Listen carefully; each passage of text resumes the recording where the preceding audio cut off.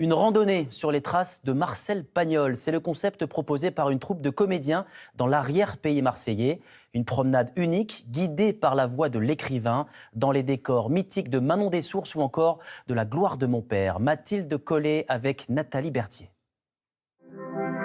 Dans les collines d'Aubagne, les terres arides qui ont inspiré un immense auteur.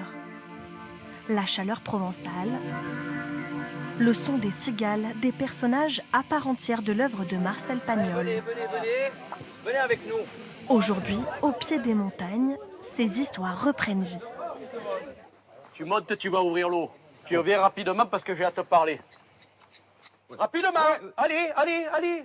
70 ans après le film de Pagnol, toujours le même accent chantant et les mythiques parties de cartes rejouées à l'identique. C'est une vraie sorcière. Elle met des pièges dans la colline, elle les met de partout. S'imprégner des odeurs de la garrigue pour vivre Pagnol dans son décor naturel. Et ici, Ça dépayse en fait. Parce que nous on est du coin, la journée on travaille, on est venu là après le boulot et on est transporté quoi. Voilà. Pour le texte, on découvre toute une ambiance provençale qu'on aime, l'accent d'ici qu'on aime. Ça le rend plus réel, plus que sur un écran de télé. Enfin, j'ai vu le film aussi et c'est vrai que c'est beaucoup plus réel, quoi. C'est très bien joué. Pour mieux profiter du paysage, chaque scène est jouée dans un décor différent. allez, on est presque. Alors pour le public, mieux vaut être bien chaussé. 3 kilomètres de randonnée au total pour entrer dans l'histoire d'un amour passionné et d'une vengeance. Allez, Manon, je t'aime. Je t'aime d'amour. Je t'aime. Et si je t'aime. La pièce se rejoue à l'endroit même où Marcel Pagnol avait tourné son film dans les années 50.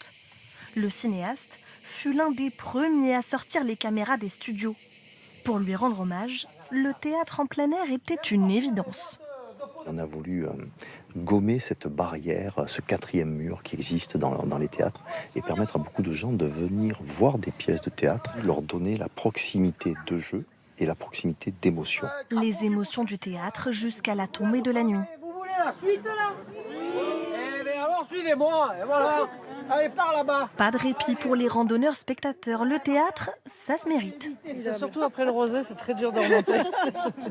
Ça change d'habitude, parce que les randonnées, on les fait de jour, et là, de nuit, c'est un autre aspect, c'est une autre ambiance. Le théâtre sous les étoiles. Un cadre rêvé pour le public et les comédiens, eux aussi des enfants du pays. Mandaté par l'administration, j'ai donc recherché... Venant de la région, c'est juste génial. J'ai l'impression de retrouver... Enfin, c'est mon enfance, en fait, cette pièce. Et dans cette ambiance-là, les cigales se sont arrêtées. On passe vraiment dans une autre partie du spectacle. Plus que quelques représentations et les collines retrouveront leur calme. Pagnol aurait sans doute aimé que sa chère garrigue serve de scène à ciel ouvert.